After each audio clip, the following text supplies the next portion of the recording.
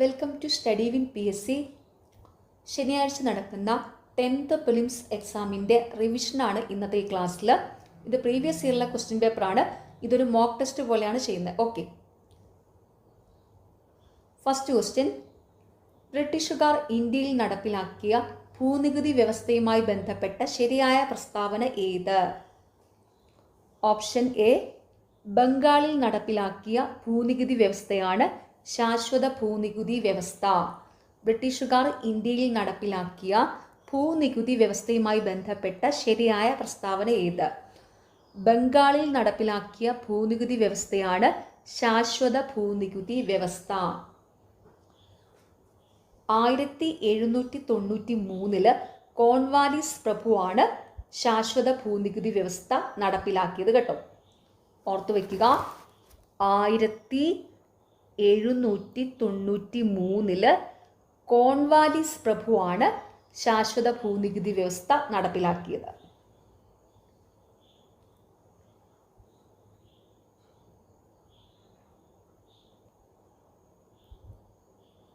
Cornwallis പ്രഭു.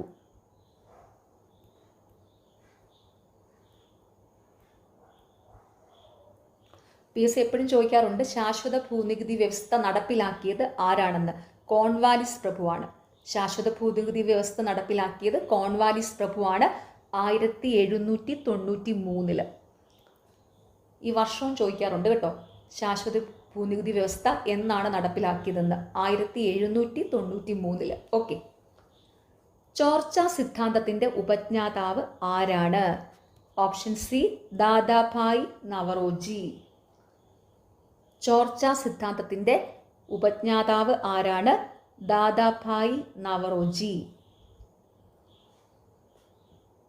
ഇന്ത്യയിലെ സമ്പത്ത് ബ്രിട്ടനിലേക്ക് ചോർന്നു പോകുന്നത് ചൂണ്ടിക്കാണിച്ചുകൊണ്ട് poverty and un-British rule in India എന്ന പുസ്തകത്തിലൂടെയാണ് ദാദാഭായ് നവറോജി ഈ സിദ്ധാന്തം അവതരിപ്പിച്ചത് കേട്ടോ. ഒന്ന് മനസ്സിലാക്കി വെക്കുക. ഇന്ത്യയിലെ സമ്പത്ത് ബ്രിട്ടനിലേക്ക് ചോർന്നു പോകുന്നത് ചൂണ്ടിക്കാണിച്ചുകൊണ്ട് poverty and un-British rule in India എന്ന പുസ്തകത്തിലൂടെയാണ് ദാദാഭായ് നവറോജി ഈ ചോർച്ച സിദ്ധാന്തം അവതരിപ്പിച്ചത്. Poverty and un-British rule in India എന്ന പുസ്തകം ആരാണ് എഴുതിയതെന്ന് PSC എപ്പോഴും ചോദിക്കാറുണ്ട്. ദാദാഭായ് നവറോജിയാണ്. Poverty and un-British rule in India എന്ന പുസ്തകത്തിന്റെ രചയിതാവ് ദാദാഭായ് നവറോജിയാണ്. ഓക്കെ, ദത്താവകാശ നിരോധന നിയമം നടപ്പിലാക്കിയ ഗവർണർ ജനറൽ ആരാണ്? ഓപ്ഷൻ ബി, ഡൽഹൌസി പ്രഭു. ദത്താവകാശ നിരോധന നിയമം നടപ്പിലാക്കിയ ഗവർണർ ജനറൽ ആരാണ്? ഡൽഹൌസി പ്രഭു.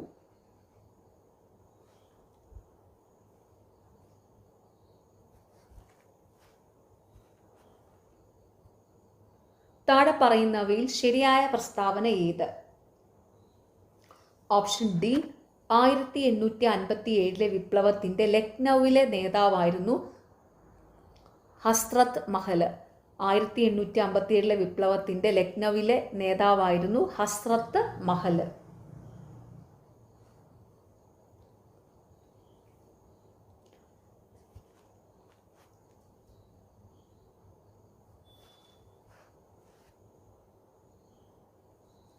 നാനാ സാഹിബ് കാൺപൂരിലെ നേതാവായിരുന്നു കേട്ടോ. 1857 വിപ്ലവത്തിന്റെ കാൺപൂരിലെ നേതാവായിരുന്നു നാനാ സാഹിബ്.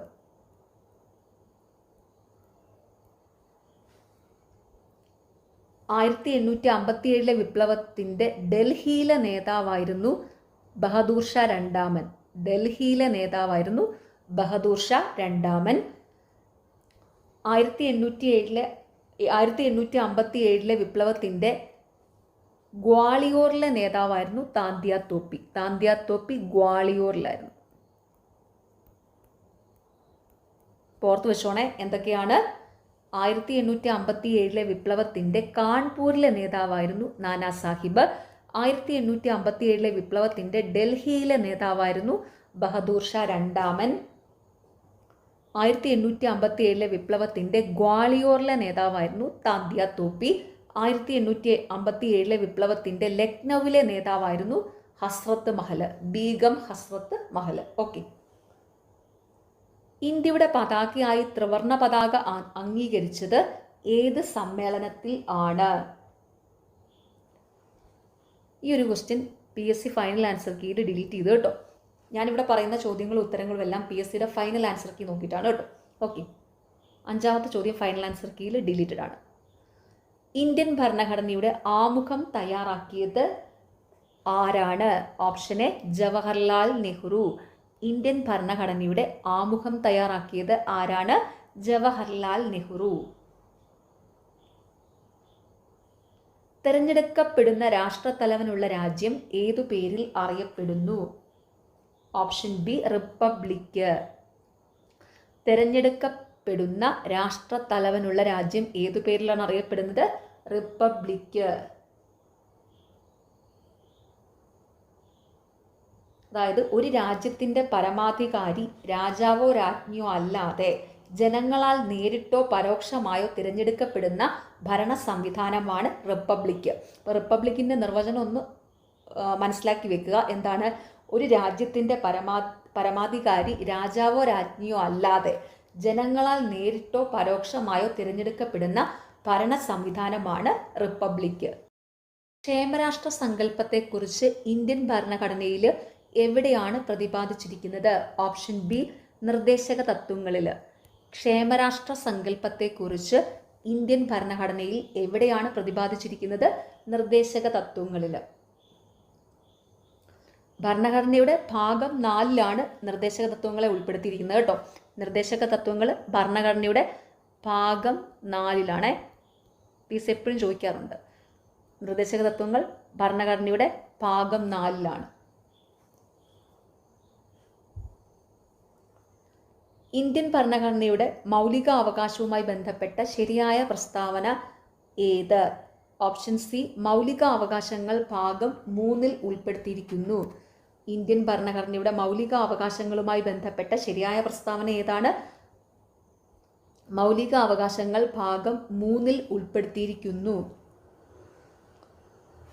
ഇന്ത്യൻ ഭരണഘടനയുടെ അനുച്ഛേദം 21A എന്തിനുള്ള അവകാശമാണ് ഉറപ്പു നൽകുന്നത്? ഓപ്ഷൻ ഡി വിദ്യാഭ്യാസം. ഇന്ത്യൻ ഭരണഘടനയുടെ അനുച്ഛേദം 21A എന്തിനുള്ള അവകാശമാണ് ഉറപ്പു നൽകുന്നത്? വിദ്യാഭ്യാസം.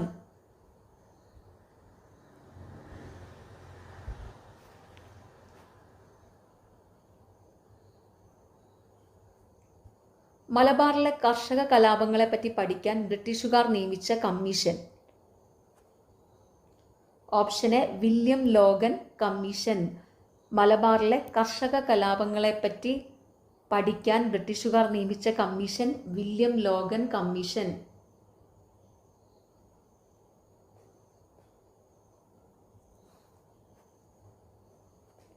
ആയിരത്തി 1881 വില്യം ലോഗനെ നിയമിച്ചത് കേട്ടോ. 1881 മലബാറിലെ കർഷക കലാപങ്ങളെ പറ്റി പഠിക്കാനായിട്ട് വില്യം ലോഗനെ നിയമിച്ചത്. ഓക്കെ.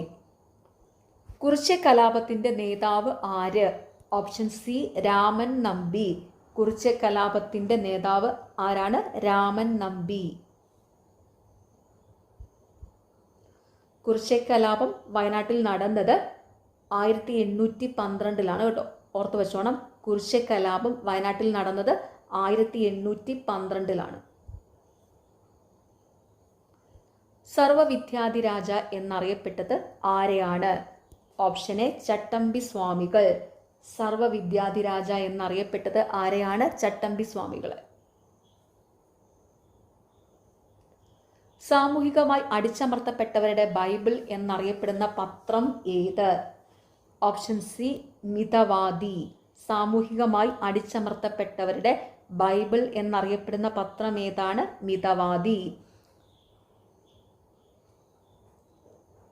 കല്ലുമാല പ്രക്ഷോഭത്തിന്റെ നേതാവ് ആരാണ്? Option B Ayyankali. കല്ലുമാല പ്രക്ഷോഭത്തിന്റെ നേതാവ് ആരാണ്? അയ്യങ്കാളി. G20 കൂട്ടായ്മയിൽ ഉൾപ്പെടാത്ത രാജ്യം ഏത്? Option D Singapore. G20 കൂട്ടായ്മയിൽ ഉൾപ്പെടാത്ത രാജ്യം സിംഗപ്പൂർ. ഇസ്രയേലിൽ നിന്നും പലസ്തീനിൽ നിന്നും തങ്ങളുടെ പൗരന്മാരെ കൊണ്ടുവരാൻ ഇന്ത്യ ആരംഭിച്ച ഓപ്പറേഷന്റെ പേരെന്താണ്?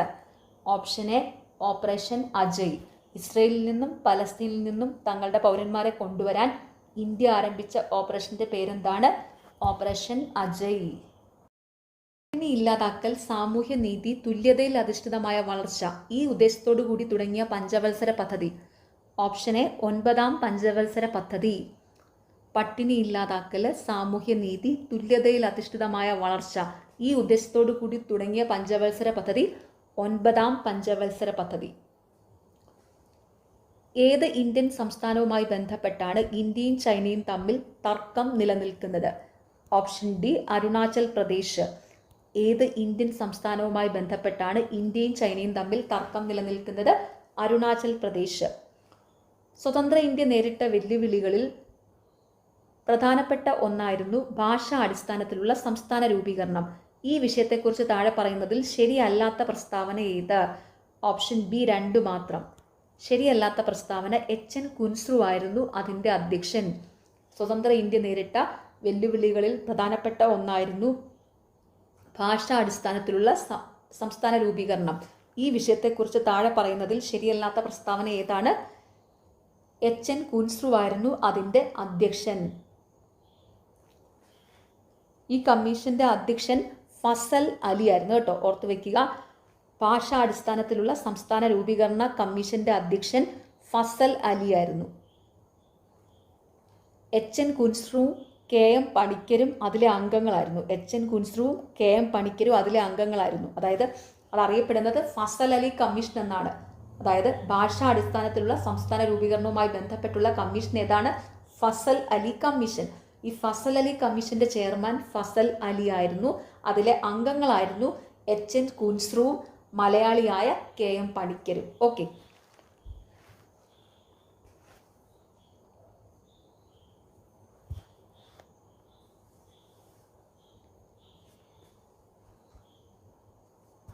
മുംബൈ, കൊച്ചി, മധുര, ചെന്നൈ, കാണ്ട്ല, മംഗലാപുരം ഈ കൂട്ടത്തിൽ പെടാത്ത പട്ടണം ഏത്? ഓപ്ഷൻ ബി മധുര. ബാക്കി 3 അതായത് കൊച്ചി, കാണ്ട്ല, ചെന്നൈ ഇതൊക്കെ തുറമുഖ നഗരങ്ങളാണ് കേട്ടോ. അപ്പോൾ ഈ കൂട്ടത്തിൽ പെടാത്തത് മധുരയാണ്. മുംബൈ, കൊച്ചി, മധുര, ചെന്നൈ, കാണ്ട്ല, മംഗലാപുരം ഈ കൂട്ടത്തിൽ പെടാത്ത പട്ടണം ഏതാണ്? മധുരയാണ്. ബാക്കിയുള്ളതൊക്കെ തുറമുഖ നഗരങ്ങളാണ്. തുറമുഖ നഗരങ്ങൾ. ഭക്രാനങ്കൽ അണക്കെട്ടിന്റെ പ്രാധാന്യം താഴെ പറയുന്നതിൽ ഏതെല്ലാമാണ്?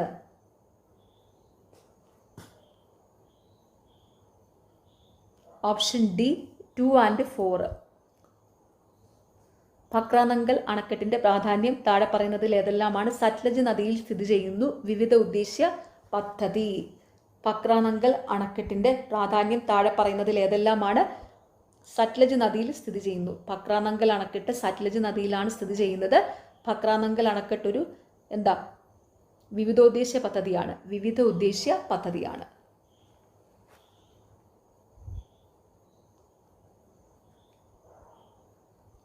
ഹരിത കേരള മിഷനും മഹാത്മാഗാന്ധി ഗ്രാമീണ തൊഴിലുറപ്പ് പദ്ധതിയും സംയുക്തമായി തുടങ്ങിയ പച്ചത്തുരുത്ത് എന്ന പദ്ധതി ഏത് ജില്ലയിലാണ് നടപ്പാക്കുന്നത്? ഈ ക്വസ്റ്റ്യൻ PSCയുടെ ഫൈനൽ ആൻസർ കീയിൽ ഡിലീറ്റ് ചെയ്തിരിക്കുക കേട്ടോ, ഡിലീറ്റ് ചെയ്തിരിക്കും. താഴെ പറയുന്നവയിൽ കേന്ദ്ര ആഭ്യന്തര മന്ത്രാലയം നൽകുന്ന ദേശീയ പുരസ്കാരം ഏത്? ഓപ്ഷൻ സി ജീവൻ രക്ഷാ പതക്. താഴെ പറയുന്നതിൽ കേന്ദ്ര ആഭ്യന്തര മന്ത്രാലയം നൽകുന്ന ദേശീയ പുരസ്കാരം ഏതാണ്? ജീവൻ രക്ഷാ പതക്. റെയർ ക്വസ്റ്റ്യൻ ആണ്, അപ്പോൾ ഒന്ന് നോട്ട് ചെയ്ത് വെക്കുക കേട്ടോ. കേന്ദ്ര ആഭ്യന്തര മന്ത്രാലയം നൽകുന്ന ദേശീയ പുരസ്കാരം ജീവൻ രക്ഷാ പതക്. നിസാം സാഗർ നദീതട പദ്ധതി ഏത് നദിയിലാണ് സ്ഥിതി ചെയ്യുന്നത്? Option D Godavari.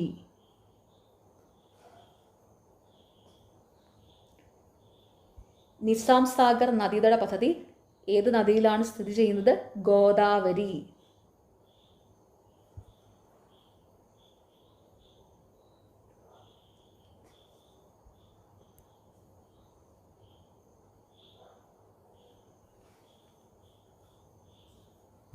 ഓർത്ത് വയ്ക്കാൻ ചെറിയ ക്ലൂ പറഞ്ഞുതരാം. നിസാമിന് ഗോതമ്പാണ് ഇഷ്ടമെന്ന് പറഞ്ഞാൽ മതി. ഗോതമ്പ് കഞ്ഞിയാണ് ഇഷ്ടം, അങ്ങനെ എന്തെങ്കിലും ഓർത്ത് വെച്ചാൽ മതിയെ. നിസാമിന് ഗോതമ്പ് കഞ്ഞിയാണ് ഇഷ്ടം, അല്ലെങ്കിൽ നിസാമിന് ഗോതമ്പാണ് ഇഷ്ടം എന്ന് ഓർത്ത് വെച്ചാൽ മതി. ഗോതമ്പ് ഗോദാവരി. നിസാം സാഗർ നദീതട പദ്ധതി ഏത് നദിയിലാണ് സ്ഥിതി ചെയ്യുന്നത്? ഗോദാവരി നദിയിൽ. അപ്പം നിസാമിന് ഗോതമ്പ് ഇഷ്ടമാണ്, അല്ലെങ്കിൽ ഗോതമ്പ് കഞ്ഞിയൊക്കെ ചിലർ കുടിക്കത്തില്ലേ, ഗോതമ്പ് കഞ്ഞി അല്ലെങ്കിൽ ഗോതമ്പ് പായസമൊക്കെ ഇല്ലേ, ഗോതമ്പ് പായസം. ഇപ്പോൾ ഓണമൊക്കെ ആയതുകൊണ്ട് നിങ്ങളെല്ലാവരും പായസത്തിൻ്റെ ഒരു ഓർമ്മയിലൊക്കെ ആയിരിക്കുമല്ലോ. അപ്പം നിസാമിന് ഗോതമ്പ് പായസമാണ് ഇഷ്ടം എന്നങ്ങ് ഓർത്ത് വെച്ചാൽ മതി. അപ്പോൾ ഇനി ഇത് ഒരിക്കലും മറക്കത്തില്ല, അല്ലെങ്കിൽ ഇതെല്ലാം കൂടെ കാണുമ്പോൾ മൊത്തം കൺഫ്യൂഷൻ ആവും. അപ്പോൾ എന്താണ്? നിസാം സാഗർ നദീതട പദ്ധതി ഏത് നദിയിലാണ് സ്ഥിതി ചെയ്യുന്നത്? ഗോദാവരി നദിയിൽ. നിസാമിന് ഗോതമ്പ് പായസമാണ് ഇഷ്ടം എന്നങ്ങ് ഓർത്ത് വയ്ക്കുക. ഇന്ത്യയുടെ ഏറ്റവും തെക്കേ അറ്റത്തുള്ള മേജർ തുറമുഖം? Option C Thoothukudi. ഇന്ത്യയുടെ ഏറ്റവും തെക്കേ അറ്റത്തുള്ള മേജർ തുറമുഖം തൂത്തുക്കുടി. തെക്കേ അറ്റം, ആ തെക്കേ എന്ന് പറയുമ്പോൾ തന്നെ തൂത്തുക്കുടി താ വെച്ചങ്ങ് ഓർത്താൽ മതി. ഞാൻ അങ്ങനെയാണ് അത് ഓർത്ത് വയ്ക്കുന്നത് കേട്ടോ.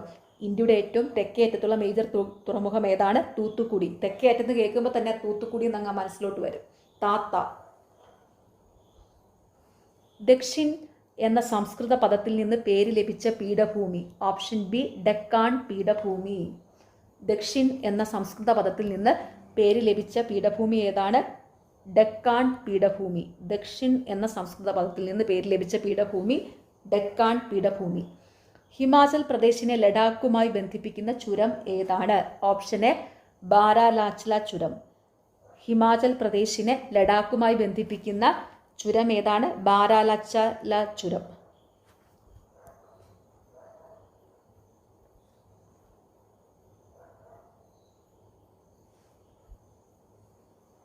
ഏത് രേഖാംശത്തിലെ സമയമാണ് ഇന്ത്യയുടെ പൊതുവായ സമയമായി അംഗീകരിച്ചിട്ടുള്ളത്? ഓപ്ഷൻ എ 82.5 ഡിഗ്രി പൂർവ്വ രേഖാംശം. ഏത് രേഖാംശത്തിലെ സമയമാണ് ഇന്ത്യയുടെ പൊതുവായ സമയമായി അംഗീകരിച്ചിട്ടുള്ളത്? 82.5 ഡിഗ്രി പൂർവ്വ രേഖാംശം. 30, 31 ഈ ചോദ്യങ്ങൾ PSCയുടെ ഫൈനൽ ആൻസർ കീയിൽ ഡിലീറ്റ് ചെയ്തിരിക്കുവാണ്.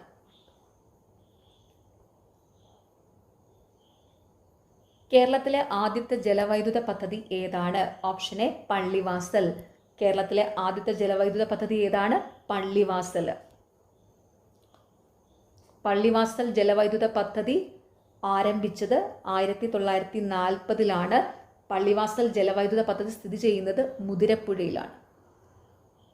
മുതിരപ്പുഴ. പള്ളിവാസൽ ജലവൈദ്യുത പദ്ധതി ഇടുക്കി ജില്ലയിലാണുള്ളത് കേട്ടോ. പള്ളിവാസൽ ജലവൈദ്യുത പദ്ധതി ഇടുക്കി ജില്ലയിലാണ്, മുതിരപ്പുഴയിലാണ്. അതുപോലെ തന്നെ 1940-ലാണ് ഇത് ആരംഭിച്ചത്. ഇപ്പോൾ കേരളത്തിലെ ആദ്യത്തെ ജലവൈദ്യുത പദ്ധതി ഏതാണ്? പള്ളിവാസൽ. 1940 ആരംഭിച്ചു. ഇടുക്കി ജില്ലയിലാണ് സ്ഥിതി ചെയ്യുന്നത്. മുതിരപ്പുഴ നദിയിലാണ്.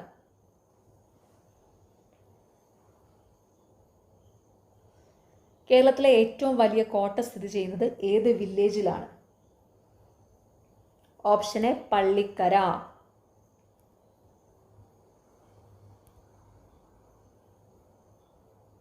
കേരളത്തിലെ ഏറ്റവും വലിയ കോട്ടയായ ബേക്കൽ കോട്ട കാസർഗോഡ് ജില്ലയിലെ പള്ളിക്കര വില്ലേജിലാണ് കേട്ടോ. ഇതൊന്ന് നോട്ട് ചെയ്തോണേ. ഈ വില്ലേജ് ഏതാണെന്നൊന്നും അങ്ങനെ എപ്പോഴും ചോദിക്കാറൊന്നുമില്ല. അപ്പോൾ എന്താണ്? കേരളത്തിലെ ഏറ്റവും വലിയ കോട്ട സ്ഥിതി ചെയ്യുന്നത് ഏത് വില്ലേജിലാണ്? പള്ളിക്കരയിൽ.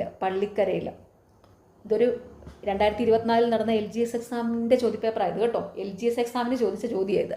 അപ്പോൾ നോക്കുക എന്താണ്? കേരളത്തിലെ ഏറ്റവും വലിയ കോട്ട സ്ഥിതി ചെയ്യുന്നത് ഏത് വില്ലേജിലാണ്? പള്ളിക്കര വില്ലേജിൽ. അപ്പോൾ കേരളത്തിലെ ഏറ്റവും വലിയ കോട്ട ഏതാ? ബേക്കൽ കോട്ട. ബേക്കൽ കോട്ട ഏത് ജില്ലയിലാണ്? കാസർഗോഡ് ജില്ലയിലാണ്.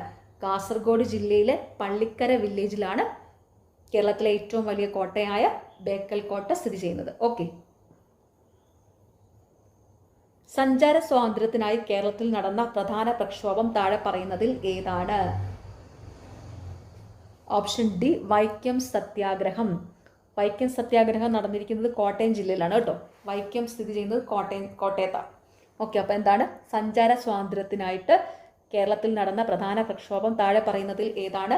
വൈക്കം സത്യാഗ്രഹം. താഴെ പറയുന്നവയിൽ ഏത് വിളയുടെ ഉൽപാദനത്തിലാണ് സംസ്ഥാന അടിസ്ഥാനത്തിൽ കേരളത്തിന് 2ാം സ്ഥാനം ഉള്ളത്? ഓപ്ഷൻ എ കാപ്പി. താഴെ പറയുന്നവയിൽ ഏത് വിളയുടെ ഉൽപാദനത്തിലാണ് സംസ്ഥാന അടിസ്ഥാനത്തിൽ കേരളത്തിന് 2ാം സ്ഥാനമുള്ളത്? കാപ്പി. 1859 കേരളത്തിൽ എവിടെയാണ് ആദ്യത്തെ കയർ ഫാക്ടറി ആരംഭിച്ചത്? Option C Alappuzha. 1859 കേരളത്തിൽ എവിടെയാണ് ആദ്യത്തെ കയർ ഫാക്ടറി ആരംഭിച്ചത്? ആലപ്പുഴയിൽ. കേരളത്തിലെ ആദ്യത്തെ കയർ ഫാക്ടറി ആലപ്പുഴയിൽ ആരംഭിച്ചത് ജെയിംസ് ഡാറയാണ് കേട്ടോ. ജെയിംസ് ഡാറ. നിങ്ങളിങ്ങനെ ഓർത്ത് വെക്കുക, ജെയിംസ് ആണ് കേരളത്തിലെ ആദ്യത്തെ കയർ ഫാക്ടറി ആലപ്പുഴയിൽ ആരംഭിച്ചതെന്ന് ഓർത്ത് വെക്കുക. ജെയിംസ് എന്നുള്ള ആരെങ്കിലുമൊക്കെ നിങ്ങൾക്കൊക്കെ പരിചയമൊക്കെ കാണുമല്ലോ. അപ്പോൾ ആ ജെയിംസ് ആണ് കേരളത്തിലെ ആദ്യത്തെ കയർ ഫാക്ടറി ആലപ്പുഴയിൽ ആരംഭിച്ചതെന്ന് ഓർക്കുക കേട്ടോ. ഈ വർഷവും BSc എപ്പോഴും ചോദിക്കാറുണ്ട്. 1859 കേരളത്തിലെ ആദ്യത്തെ കയർ ഫാക്ടറി ആലപ്പുഴയിൽ ആരംഭിച്ച വർഷം 1859 ആണ്.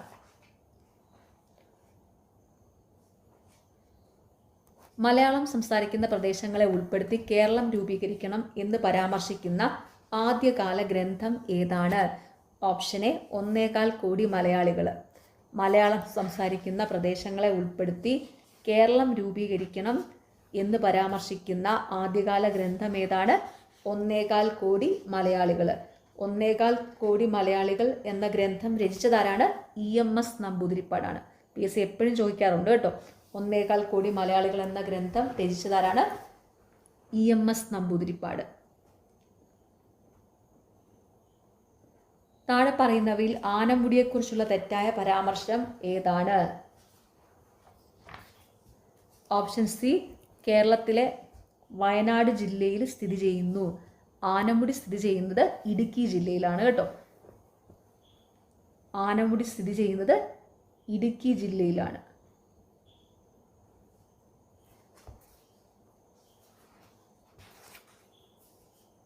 ഇടുക്കി ജില്ലയിലാണ്, ദേവികുളം താലൂക്കിലാണ്. ഇടുക്കി ജില്ലയിലാണ്, ദേവികുളം താലൂക്കിലാണ്.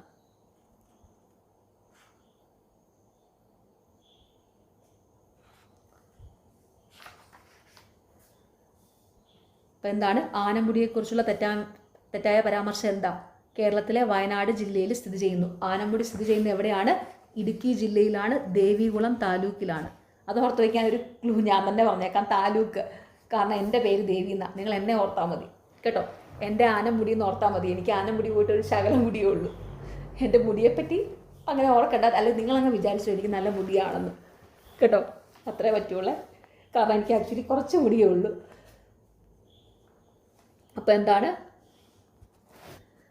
ആനമുടി? ആനമുടി എവിടെയാണ്? ഇടുക്കി ജില്ലയിലാണ് സ്ഥിതി ചെയ്യുന്നത്. താലൂക്ക് ഏതാണ്? ദേവികുളം താലൂക്കാണ് കേട്ടോ. ഓക്കെ.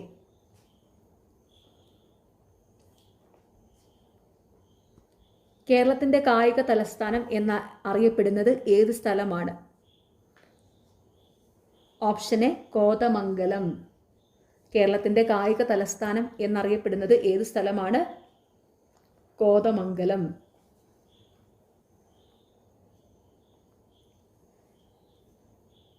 കേരളത്തിൻ്റെ കായിക തലസ്ഥാനം എന്നറിയപ്പെടുന്നത് കോതമംഗലമാണ്.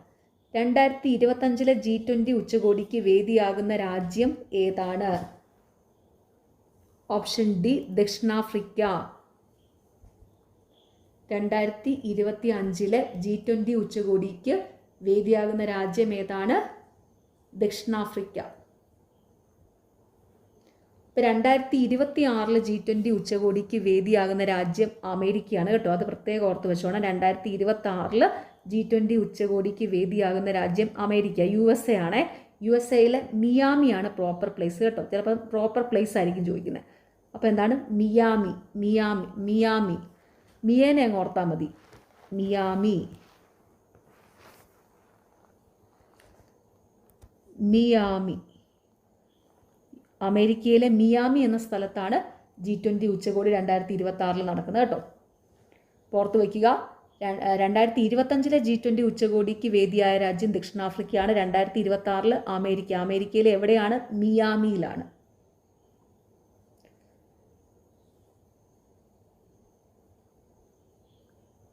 കേരളത്തിലെ ഇപ്പോഴത്തെ കായിക വകുപ്പ് മന്ത്രി ആരാണ്? കേരളത്തിലെ ഇപ്പോഴത്തെ കായിക വകുപ്പ് മന്ത്രി OJ ജനീഷ് ആണ് കേട്ടോ. OJ Janeesh.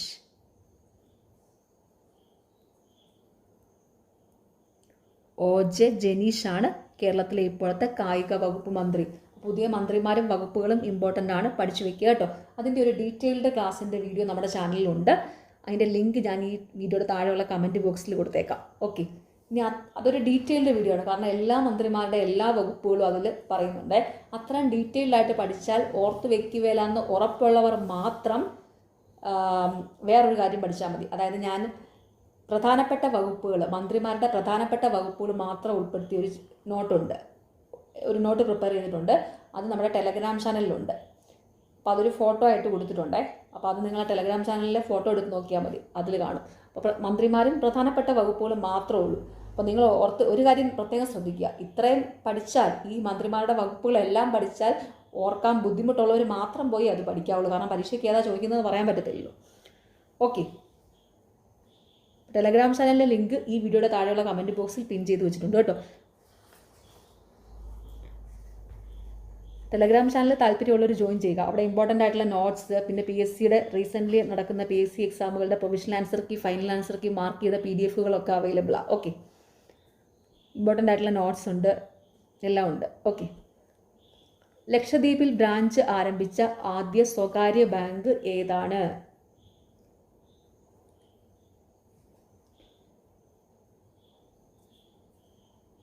Option A HDFC. ലക്ഷദ്വീപിൽ ബ്രാഞ്ച് ആരംഭിച്ച ആദ്യ സ്വകാര്യ ബാങ്ക് ഏതാണ്? HDFC.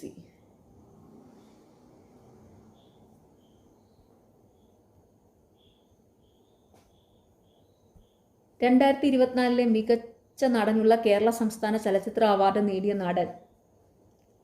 Option B Prithviraj. ആടുജീവിതത്തിലെ അഭിനയത്തിനാണ് പൃഥ്വിരാജിന് അവാർഡ് ലഭിച്ചത് കേട്ടോ. അപ്പോൾ 2024 മികച്ച നടനുള്ള കേരള സംസ്ഥാന ചലച്ചിത്ര അവാർഡ് നേടിയ നടൻ പൃഥ്വിരാജാണ്.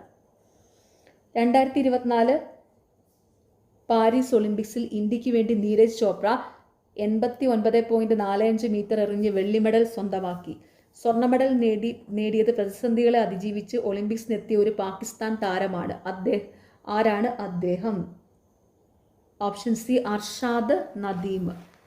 2024 പാരീസ് ഒളിമ്പിക്സിൽ ഇന്ത്യക്ക് വേണ്ടി നീരജ് ചോപ്ര ജാവലിൻ 89.45 മീറ്റർ എറിഞ്ഞ്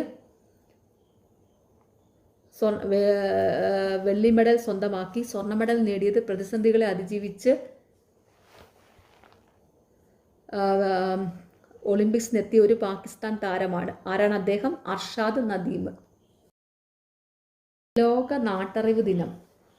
ഓപ്ഷൻ എ ആഗസ്റ്റ് 22. ലോക നാട്ടറിവ് ദിനം ആഗസ്റ്റ് 22. ലോകാരോഗ്യ സംഘടന അനുമതി നൽകിയ ടാക് 003 വാക്സിൻ ഏത് വൈറസിനെതിരെയുള്ളതാണ്? Option C dengue virus. ലോകാരോഗ്യ സംഘടന അനുമതി നൽകിയ ടാക് 003 വാക്സിൻ ഏത് വൈറസിനെതിരെയുള്ളതാണ്? ഡെങ്കി വൈറസിനെതിരെ.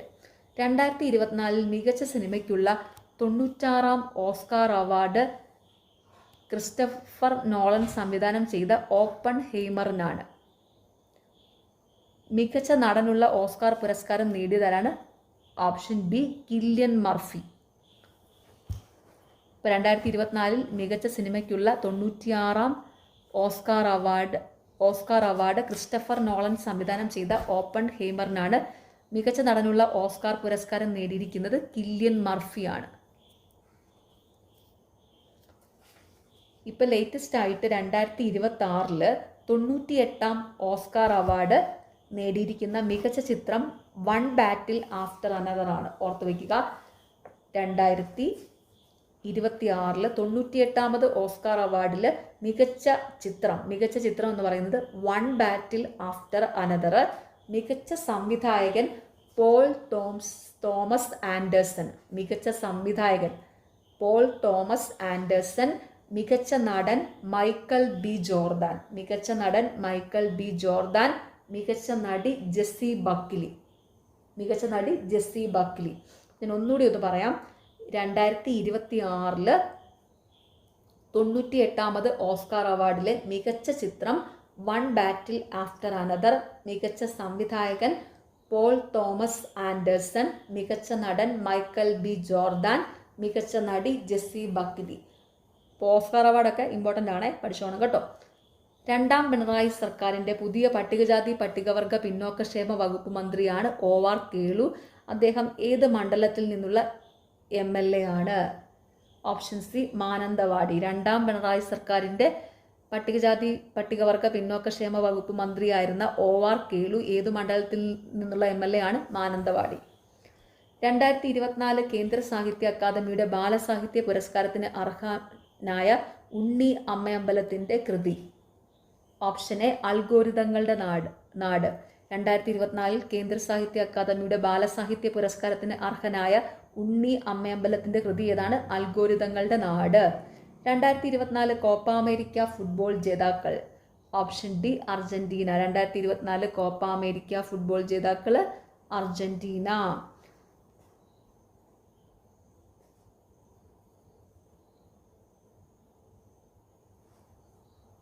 മനുഷ്യ മസ്തിഷ്കത്തിൽ ആദ്യമായിട്ട് വയർലെസ് ചിപ്പ് വിജയകരമായി സ്ഥാപിച്ച ഇലോൺ മസ്കിൻ്റെ കമ്പനി. Option A Neuralink. മനുഷ്യ മസ്തിഷ്കത്തിൽ ആദ്യമായി വയർലെസ് ചിപ്പ് വിജയകരമായി സ്ഥാപിച്ച ഇലോൺ മസ്കിൻ്റെ കമ്പനി ഏതാണ്? ന്യൂറാലിങ്ക്. 70ാമത് നെഹ്റു ട്രോഫി വള്ളംകളിയുടെ ഭാഗ്യചിഹ്നമായ കളിവള്ളം തുഴയുന്ന നീലപ്പൊന്മാനിന് നൽകിയ പേര്.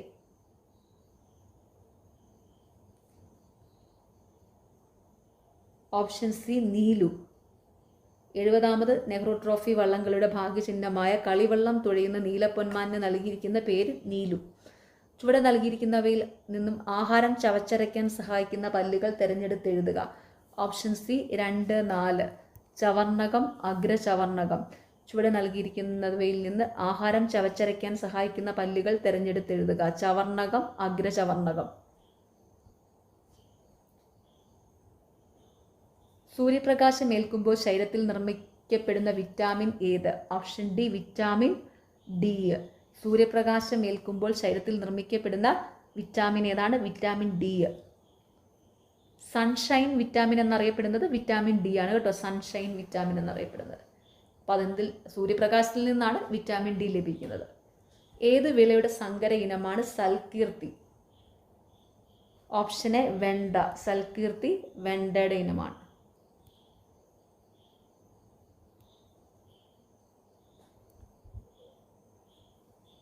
വിത്തിനങ്ങൾ പഠിച്ചോണം കേട്ടോ. അത് PSC എപ്പോഴും ചോദിക്കാറുണ്ട്. അതൊക്കെ ചുമ്മാ വെറുതെ ഒരു 2-3 പ്രാവശ്യമൊക്കെ വായിച്ചാൽ മതി. അപ്പോൾ തന്നെ അങ്ങ് ഓർമ്മ വന്നോളൂ. മിക്ക റാങ്ക് ഫയലിലും ഉണ്ട്. വനാവകാശ നിയമം നിലവിൽ വന്ന വർഷം ഏത്? Option B 2006. വനാവകാശ നിയമം നിലവിൽ വന്ന വർഷം 2006. സൈലന്റ് വാലി ദേശീയ ഉദ്യാനമായി പ്രഖ്യാപിച്ച വർഷം ഏത്? Option B 1984. സൈലന്റ് വാലി ദേശീയ ഉദ്യാനമായി പ്രഖ്യാപിച്ച വർഷം 1984. 2024 ഇന്റർനാഷണൽ ഫിലിം ഫെസ്റ്റിവൽ നടന്ന സംസ്ഥാനം ഏത്? Option C Goa. 2024 international film festival നടന്നത് ഗോവയിലാണ്. ഇലക്ട്രിക് മണ്ണ് വികസിപ്പിച്ചെടുത്ത ലോകത്തിലെ ആദ്യ രാജ്യം ഏത്? Option D Sweden. ഇലക്ട്രിക് മണ്ണ് വികസിപ്പിച്ചെടുത്ത ലോകത്തിലെ ആദ്യത്തെ രാജ്യം ഏതാണ്? സ്വീഡൻ. വൈദ്യുത സർക്യൂട്ടുകളെ സംബന്ധിച്ച് താഴെ കൊടുത്തിരിക്കുന്നവയിൽ ശരിയായവ ഏത്? Option A 1, 2, 3. വൈദ്യുത സർക്യൂട്ടുകളെ സംബന്ധിച്ച ശരിയായ പ്രസ്താവനകൾ. ഒരു സർക്യൂട്ട് പൂർത്തിയായിട്ടുണ്ടെങ്കിൽ അത് അടഞ്ഞ സർക്യൂട്ടാണ്. ഒരു സർക്യൂട്ട് പൂർത്തിയായിട്ടില്ലെങ്കിൽ അത് തുറന്ന സർക്യൂട്ടാണ്.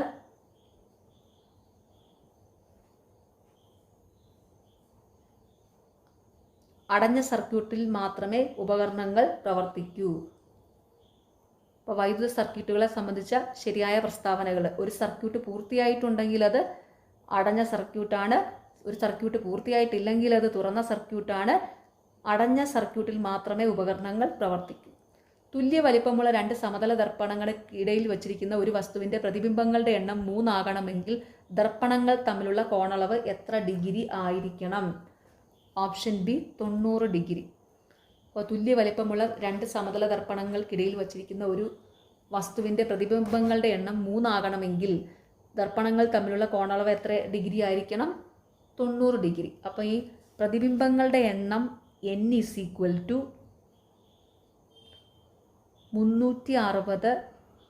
/ θ - 1.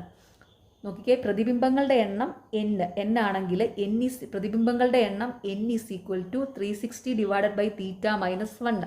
ഇതാണ് ഇതിൻ്റെ ഫോർമുല കേട്ടോ. പ്രതിബിംബങ്ങളുടെ എണ്ണമാണ് n, തീറ്റ എന്ന് പറയുന്നതാണ് ഈ ആംഗിള്. അപ്പോൾ ഈ തീറ്റ കണ്ടുപിടിക്കാൻ എന്താ ചെയ്യേണ്ടത്? ഇവിടെ വാല്യൂ സബ്സ്റ്റിറ്റ്യൂട്ട് ചെയ്താൽ മതി. പ്രതിബിംബങ്ങളുടെ എണ്ണം n എന്താ? n ഈസ് ഈക്വൽ ടു 3 കാരണം പ്രതിബിംബങ്ങളുടെ എണ്ണം ഇവിടെ 3 ആയിട്ടാണ് തന്നിരിക്കുന്നത്. അപ്പോൾ എന്താണ്? 3 is equal to 360 divided by theta minus 1. അപ്പോൾ നോക്കിക്കേ, ഈ 1 3ൻ്റെ അടുത്തോട്ട് വരും. അപ്പോൾ എന്ത് വരും? 3 1 4 ആവും. അപ്പം 4 is equal to 360 divided by theta. അപ്പോൾ എന്ത് വരും? തീറ്റ ഈസ് ഈക്വൽ ടു, തീറ്റയാണ് ആംഗിള്, 360 ഡിവൈഡഡ് ബൈ 4. അപ്പോൾ എന്ത് വരും? 90 ഡിഗ്രി കേട്ടോ. അപ്പോൾ ഇങ്ങനെ കണ്ടുപിടിക്കുന്നത് കേട്ടോ. ഫോർമുല അങ്ങ് ഓർത്ത് വയ്ക്കുക. ഇതൊക്കെ റയറായിട്ട് ചോദിക്കുന്ന ക്വസ്റ്റ്യനാണ്, എന്നാലും ഇനി ചോദിക്കാൻ മേലെന്നില്ല. ഒന്ന് ചോദിച്ചല്ലോ. അപ്പോൾ എന്താണ്? തുല്യ വലിപ്പമുള്ള 2 സമതല ദർപ്പണങ്ങൾക്കിടയിൽ വച്ചിരിക്കുന്ന ഒരു വസ്തുവിൻ്റെ പ്രതിബിംബങ്ങളുടെ എണ്ണം 3 ആകണമെങ്കിൽ ദർപ്പണങ്ങൾ തമ്മിലുള്ള കോണളവ് എത്ര ഡിഗ്രി ആയിരിക്കണം? 90 ഡിഗ്രി. എങ്ങനെയാണ്? പ്രതിബിംബങ്ങളുടെ എണ്ണം n is equal to 360 divide by theta minus 1. ഇതാണ് ഫോർമുല. n എന്ന് പറയുന്നത് പ്രതിബിംബങ്ങളുടെ എണ്ണമാണ്, തീറ്റ എന്ന് പറയുന്നതാണ് ആംഗിള്. ഓക്കെ, തന്നിരിക്കുന്ന വാല്യൂ സബ്സ്റ്റിറ്റ്യൂട്ട് ചെയ്താൽ മതി. ചിലപ്പോൾ ഇനി പ്രതിബിംബങ്ങളുടെ എണ്ണമാണോ ചോദിക്കുന്നതെന്ന് പറയാൻ പറ്റത്തില്ല, ആംഗിൾ തന്നിട്ട്. അപ്പം എങ്ങനെ വേണമെങ്കിലും ചോദ്യം വരാം. ഓക്കെ, കാന്തങ്ങളെ പറ്റിയുള്ള ചില വിവരങ്ങൾ നൽകിയിരിക്കുന്നു. ശരിയായവ ഏതെല്ലാം? ഓപ്ഷൻ ഡി 2, 3 എന്നിവ മാത്രം. അപ്പോൾ കാന്തങ്ങളെ പറ്റിയുള്ള ശരിയായ പ്രസ്താവനകൾ എന്തൊക്കെയാണ്? സ്വതന്ത്രമായി കെട്ടിത്തൂക്കിയ ഒരു ബാർ കാന്തം തെക്കുവടക്ക് ദിശയിൽ സ്ഥിതി ചെയ്യും. ഒരു കാന്തത്തിന്റെ ദക്ഷിണ ധ്രുവവും മറ്റൊരു കാന്തത്തിന്റെ ഉത്തര ധ്രുവവും പരസ്പരം ആകർഷിക്കും. അപ്പോൾ എന്താണ്? കാന്തങ്ങളെ പറ്റിയുള്ള ചില വിവരങ്ങൾ തന്നിരിക്കുന്നു. ശരിയായവ: സ്വതന്ത്രമായി കെട്ടിത്തൂക്കിയ ഒരു ബാർ കാന്തം തെക്കുവടക്ക് ദിശയിൽ സ്ഥിതി ചെയ്യും. ഒരു കാന്തത്തിന്റെ ദക്ഷിണ ധ്രുവവും മറ്റൊരു കാന്തത്തിന്റെ ഉത്തര ധ്രുവവും പരസ്പരം ആകർഷിക്കും. ധാതുക്കൾ, അയിരുകൾ എന്നിവയെ സംബന്ധിച്ച് ഇനി പറയുന്ന പ്രസ്താവനകളിൽ ഏതാണ് ശരി? ഓപ്ഷൻ ബി, അയിരുകളിൽ അതത് ലോഹം ഉയർന്ന സാന്ദ്രതയിൽ അടങ്ങിയിരിക്കുന്നു. ധാതുക്കൾ, അയിരുകൾ എന്നിവയെ സംബന്ധിച്ച് ഇനി പറയുന്ന പ്രസ്താവനകളിൽ ഏതാണ് ശരി? അയിരുകളിൽ അതത് ലോഹം ഉയർന്ന സാന്ദ്രതയിൽ അടങ്ങിയിരിക്കുന്നു. എല്ലാ അയിരുകളും ധാതുക്കളാണ്, എന്നാൽ എല്ലാ ധാതുക്കളും അയിരുകളല്ല. ആ ഒരു പോയിന്റ് ഓർത്ത് വെച്ചോണേ, PSC എപ്പോഴും ചോദിക്കാറുണ്ട്. എല്ലാ അയിരുകളും ധാതുക്കളാണ്, എന്നാൽ എല്ലാ ധാതുക്കളും അയിരുകളല്ല. വിനാഗിരി ബേക്കിംഗ് സോഡയുമായി പ്രവർത്തിക്കുമ്പോൾ ഉണ്ടാകുന്ന വാതകത്തിന്റെ സവിശേഷതയായി വരാവുന്നത് താഴെ കൊടുത്തിരിക്കുന്നവയിൽ ഏതാണ്? ഓപ്ഷൻ സി, ഇത് തീ കെടുത്തുന്ന വാതകമാണ്. വിനാഗിരി ബേക്കിംഗ് സോഡയുമായി പ്രവർത്തിക്കുമ്പോൾ ഉണ്ടാകുന്ന വാതകത്തിന്റെ സവിശേഷതയായി വരാവുന്നത് താഴെ കൊടുത്തിരിക്കുന്നവയിൽ ഏതാണ്? ഇത് തീ കെടുത്തുന്ന വാതകമാണ്. അതായത് എന്താണ്? വിനാഗിരിയും ബേക്കിംഗ് സോഡയും പ്രവർത്തിക്കുമ്പോൾ കാർബൺ ഡൈ ഓക്സൈഡ് ഉണ്ടാകുന്നുണ്ട്. അപ്പോൾ കാർബൺ ഡൈ ഓക്സൈഡ് തീ അണയ്ക്കാൻ സഹായിക്കുന്നു. അതാണ് വരുന്നത് കേട്ടോ. അങ്ങനെയാണ്. സ്ത്രീ തൊഴിലാളികൾ തൊഴിലിടങ്ങളിൽ നേരിടുന്ന പ്രശ്നങ്ങൾ തൊഴിൽ വകുപ്പിനെ അറിയിക്കാനുള്ള കോൾ സെന്ററിന്റെ പേര് താഴെ കൊടുത്തവയിൽ ഏതാണ്? Option A, Sahaja. സ്ത്രീ തൊഴിലാളികൾ തൊഴിലിടങ്ങളിൽ നേരിടുന്ന പ്രശ്നങ്ങൾ തൊഴിൽ വകുപ്പിനെ അറിയിക്കാനുള്ള കോൾ സെന്ററിന്റെ പേര് താഴെ പറയുന്നതിൽ ഏതാണ്? സഹജ. കേരള ഡിജിറ്റൽ സർവകലാശാല വികസിപ്പിച്ച AI ചിപ്പിന്റെ പേര്? Option C, Kairali. Kerala digital സർവകലാശാല വികസിപ്പിച്ച AI ചിപ്പിന്റെ പേര് കൈരളി. ലോകവ്യാപകമായി പടർന്നു പിടിച്ച COVID-19 ആദ്യമായി പൊട്ടിപ്പുറപ്പെട്ട സ്ഥലം? Option C, Wuhan. ചൈനയിലെ വുഹാനിലാണ് കേട്ടോ. ലോകവ്യാപകമായി പടർന്നു പിടിച്ച COVID-19 ആദ്യമായി പൊട്ടിപ്പുറപ്പെട്ട സ്ഥലം വുഹാൻ, ചൈനയിലെ വുഹാനിലാണ്. താഴെ പറയുന്നതിൽ ജീവിതശൈലി രോഗം അല്ലാത്തത് ഏത്? ഓപ്ഷൻ ഡി, ടൈഫോയിഡ് ആണ്. ജീവിതശൈലി രോഗം അല്ലാത്തത് ടൈഫോയിഡ്. ടൈഫോയിഡ് എന്താ? ഒരു ബാക്ടീരിയ രോഗമാണ് അല്ലേ? ടൈഫോയിഡ് ഒരു ബാക്ടീരിയ രോഗമാണ്. എന്താണ്? സാൽമണല്ല ടൈഫി എന്ന ബാക്ടീരിയ മൂലമാണ് ടൈഫോയിഡ് ഉണ്ടാകുന്നത് കേട്ടോ. സാൽമണല്ല ടൈഫി എന്ന ബാക്ടീരിയ മൂലമാണ് ടൈഫോയിഡ് രോഗം ഉണ്ടാകുന്നത്. താഴെ പറയുന്നതിൽ ജീവിതശൈലി രോഗങ്ങളാണ് പ്രമേഹം, പക്ഷാഘാതം, രക്താതിമർദ്ദം. ഇതൊക്കെ ജീവിതശൈലി രോഗങ്ങളാണ്. സ്തനാർബുദം കണ്ടുപിടിക്കുന്നതിന് സഹായിക്കുന്ന ഏറ്റവും ഫലപ്രദമായ ടെസ്റ്റ്? Option C, mammogram.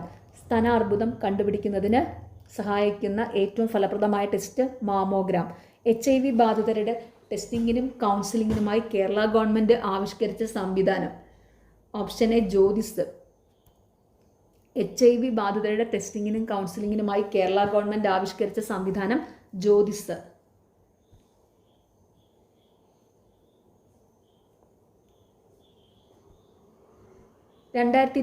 സെപ്റ്റംബറിൽ എംപോക്സ് സ്ഥിരീകരിച്ച കേരളത്തിലെ ജില്ല? Option C Malappuram. 2024 സെപ്റ്റംബറിൽ എംപോക്സ് സ്ഥിരീകരിച്ച കേരളത്തിലെ ജില്ല മലപ്പുറം.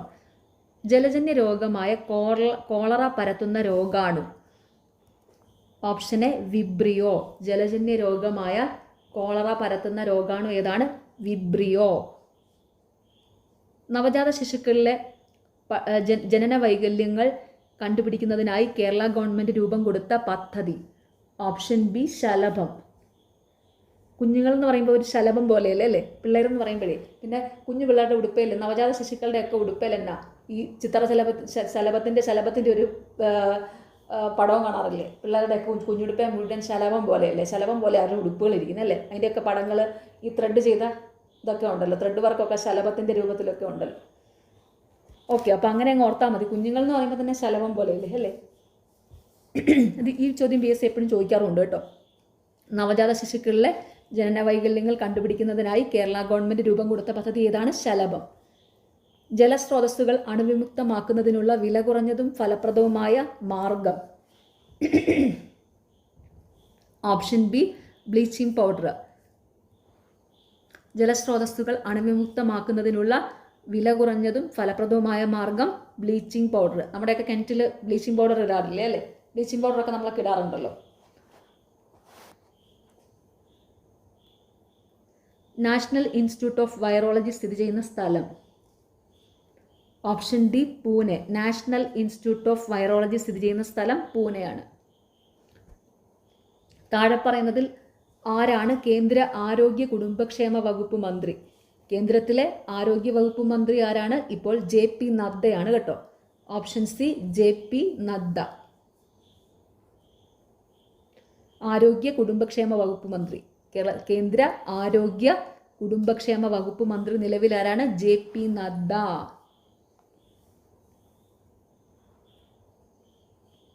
ജീവിതശൈലി രോഗങ്ങളെ നിയന്ത്രിക്കുന്നതിനായി കേരള ഗവൺമെൻറ് രൂപീകരിച്ച നൂതന പദ്ധതി? ഓപ്ഷൻ എ അമൃതം ആരോഗ്യം. ജീവിതശൈലി രോഗങ്ങളെ നിയന്ത്രിക്കുന്നതിനായി കേരള ഗവൺമെൻറ് രൂപീകരിച്ച നൂതന പദ്ധതി അമൃതം ആരോഗ്യം. താഴെ പറയുന്നതിൽ ഏത് മാർഗേനയാണ് ഹെപ്പറ്റൈറ്റിസ് എ പകരുന്നത്? ഓപ്ഷൻ ഡി മലിനമായ ഭക്ഷണപാനീയങ്ങളിൽ കൂടി. താഴെ പറയുന്നതിൽ ഏത് മാർഗേനയാണ് ഹെപ്പറ്റൈറ്റിസ് എ പകരുന്നത്? മലിനമായ ഭക്ഷണപാനീയങ്ങളിൽ കൂടി. ബ്രിട്ടനിൽ കണ്ടെത്തിയ പുതിയ രക്തഗ്രൂപ്പിന് നൽകിയിരിക്കുന്ന പേര് എന്താണ്? Option B MAL. ബ്രിട്ടനിൽ കണ്ടെത്തിയ പുതിയ രക്തഗ്രൂപ്പിന് നൽകിയിരിക്കുന്ന പേര് MAL. Last question. താഴെ പറയുന്നതിൽ ജന്തുജന്യ രോഗങ്ങൾ എന്ന വിഭാഗത്തിൽ പെടുന്ന രോഗങ്ങൾ ഏതെല്ലാം? Option A 1, 3. Nipah, mpox. താഴെ പറയുന്നതിൽ ജന്തുജന്യ രോഗങ്ങൾ എന്ന് പറയുന്ന വിഭാഗത്തിൽ പെടുന്ന രോഗങ്ങൾ ഏതൊക്കെയാണ്? നിപ്പയും എംപോക്സും.